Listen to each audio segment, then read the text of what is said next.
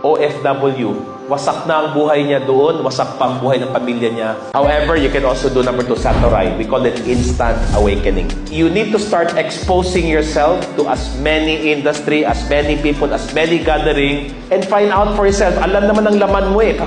Gusto ko to, hindi ako makatulog. Then, that can be.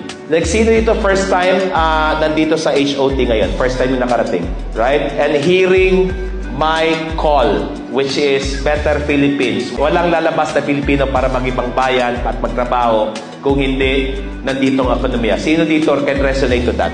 Then that can be your calling. Klaro ba? Hindi naman to original eh. Maraming ganito. Pero sa akin, buong-buo ko siya naramdaman. Why? I travel a lot.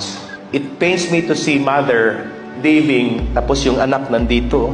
Hindi ko siya naranasan kasi wala naman ako OFW family. Pero nandun ako, nakita ko at hindi ko siya pwedeng hindi tignan.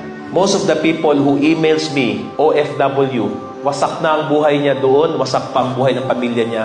Hindi ako makatulog sa ganun. For me, that's an instant awakening. How did I get that exposure? Kensho, personal pain, heal yourself so you can heal other people. Satorai, instant awakening, you experience something, you've heard something, you're here. I like that. And that is something we want to start looking into.